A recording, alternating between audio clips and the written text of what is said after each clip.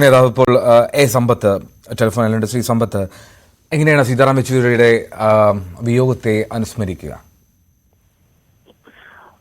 Sitaram Yechury student federation of ഇന്ത്യയുടെ SFIയുടെ അഖിലേന്ത്യാ ഭാരവാഹിയായിരിക്കുന്ന വേളയിലാണ് ഞാൻ ഉൾപ്പെടെയുള്ള പലരും SFIയുടെ സജീവ പ്രവർത്തകരായി കടന്നു വരുന്നത്. സ്കൂൾ വിദ്യാഭ്യാസ കാലത്ത് ഞങ്ങൾ പലരും അടിയന്തരാവസ്ഥ കാലത്ത് 1975-77 ആഭ്യന്തര അടിയന്തരാവസ്ഥ കാലത്ത് അങ്ങനെ വിദ്യാർത്ഥി നേതാക്കളെ കുറിച്ചും ദേശീയ രാഷ്ട്രീയത്തെ കുറിച്ചും വലിയ ഗ്രാഹ്യമൊന്നും ഇല്ലായിരുന്നുവെങ്കിലും അടിയന്തരാവസ്ഥ പൗരാവകാശങ്ങളുടെ നിഷേധമാണെന്നും അത് ഫാസിസത്തിന്റെ കടന്നുവരവിനെ സൂചിപ്പിക്കുന്നു എന്നുമുള്ള ബോധ്യം ഞങ്ങൾക്ക് സ്കൂൾ വിദ്യാർത്ഥികൾക്കും ഉണ്ടായിരുന്നു. ഞങ്ങൾ അന്ന് കേട്ടിരുന്ന പേരുകളിൽ വിദ്യാർത്ഥി നേതാക്കളിൽ സീതാറാം യെച്ചൂരി, പ്രകാശ് കാരാട്ട്, കോടിയേരി ബാലകൃഷ്ണൻ, ഇങ്ങനെ പല പേരുകളാണ് അന്ന് കേട്ടിരുന്നത്. അതിനുശേഷം അദ്ദേഹവുമായി അടുക്കുന്നത് അദ്ദേഹം SFIയുടെ അഖിലേന്ത്യാ ഭാരവാഹിയായി കേരള സംസ്ഥാനത്ത് പല കോളേജ് ക്യാമ്പസുകളിലും അദ്ദേഹം പ്രസംഗിക്കാൻ വരുമ്പോൾ അദ്ദേഹത്തിന്റെ ഇംഗ്ലീഷിലുള്ള പ്രസംഗത്തെ മലയാളത്തിലേക്ക് പരിഭാഷപ്പെടുത്തുന്നതിന് ഞാൻ ഉൾപ്പെടെയുള്ള ചില SFI പ്രവർത്തകരെയാണ് നിയോഗിച്ചിരുന്നത്. പിന്നീട് അദ്ദേഹവുമായി അടുത്ത് ഇടപഴകാൻ അവസരം കൂടുതൽ ലഭിച്ചത് പാർലമെന്റ് അംഗമായി. അത് 1996 11ാം ലോക്സഭ, ആദ്യം ദേവഗൌഡയും പിന്നീട് ഗുജറാളും പ്രധാനമന്ത്രിമാരായിരുന്ന ആ ഒരു കാലത്ത് അന്ന് CPIMന്റെ പോളിറ്റ് ബ്യൂറോ അംഗമായിരിക്കുന്ന സമയമാണ് അദ്ദേഹം. സുർജിത്താണ്, ഹർകിഷൻ സിംഗ് സുർജിത്താണ് പാർട്ടിയുടെ അഖിലേന്ത്യാ ജനറൽ സെക്രട്ടറി.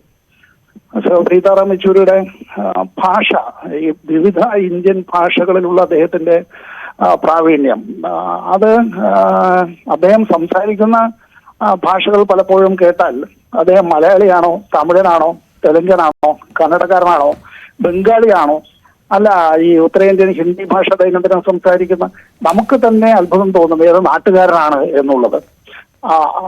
അഗാധമായ പാണ്ഡിത്യം, രാഷ്ട്രീയ കാര്യങ്ങളിൽ ചരിത്രത്തെ സംബന്ധിച്ച്, ഇന്ത്യയുടെയും ലോകത്തിന്റെയും രാഷ്ട്രീയ ഗതിവിഗതികളെ സംബന്ധിച്ച് ആഴത്തിലുള്ള അവഗാഹം, മാർക്സിസം ലെനിനിസത്തിലുള്ള അദ്ദേഹത്തിന്റെ പാണ്ഡിത്യം, വിവിധ വിഷയങ്ങളെ കൈകാര്യം ചെയ്യുന്നതിൽ, പലപ്പോഴും രാഷ്ട്രീയ രംഗത്തുള്ള പ്രശ്നങ്ങളെ വിലയിരുത്തുന്നതിലും അത് കൈകാര്യം ചെയ്യുന്നതിലും തന്ത്രപരമായ നീക്കങ്ങൾ അക്കാര്യത്തിൽ സ്വീകരിക്കുന്നതിലുമെല്ലാം അദ്ദേഹം വഹിച്ചൊരു വലിയ പങ്കുണ്ട്. 10 കൊല്ലക്കാലം ഞാൻ 2009 2014 ആറ്റിങ്ങൽ ലോക്സഭാ മണ്ഡലത്തിൽ നിന്ന് തെരഞ്ഞെടുക്കപ്പെട്ട് ലോക്സഭയിലേക്ക് എത്തുമ്പോൾ അദ്ദേഹം CPIMന്റെ നേതാവാണ്. ഇരുസഭകളിലെയും CPIM അംഗങ്ങളുടെ നേതാവാണ്. അദ്ദേഹം രാജ്യസഭയിൽ അംഗമായിരുന്നു. നിരവധി വിഷയങ്ങൾ അദ്ദേഹം രാജ്യസഭയിൽ ഉന്നയിച്ചിട്ടുള്ളത് ഈ രാജ്യത്തിന്റെ രാഷ്ട്രീയ രംഗത്ത് തന്നെ പിടിച്ച് കുലുക്കിയിട്ടുണ്ട്.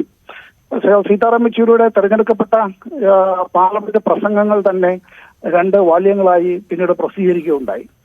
എന്നെപ്പോലുള്ള നിരവധി രാഷ്ട്രീയ പ്രവർത്തകർക്ക്, CPIMലെ പ്രവർത്തകർ എന്നുള്ളത് മാത്രമല്ല, ഒരു കാലത്ത് അത്തരത്തിൽ വിദ്യാർത്ഥി രംഗത്തുകൂടി കടന്നു വന്നവർക്ക് നേതാവിനെ, സഖാവിനെ, സുഹൃത്തിനെ, സഹോദരനെ, ഒരു ജ്യേഷ്ഠ സഹോദരനെ, ഒരു തുല്യനായ സ്ഥാനത്ത് ഞങ്ങൾ കാണുന്നതായിട്ടുള്ള ഒരു സഹോദരനെയാണ് അകാലത്തിൽ ഞങ്ങൾക്ക് നഷ്ടപ്പെട്ടിട്ടുള്ളത്. എപ്പോഴും അദ്ദേഹം വളരെ സൗഹാർദ്ദപരമായി ആരോടും വർത്തമാനം പറയുമ്പോൾ അദ്ദേഹം സൗഹാർദ്ദപരമായിട്ടുള്ള അദ്ദേഹത്തിന്റെ ഇടപെടൽ എന്നുള്ളത് നിമിഷങ്ങൾ കൊണ്ടാണ്.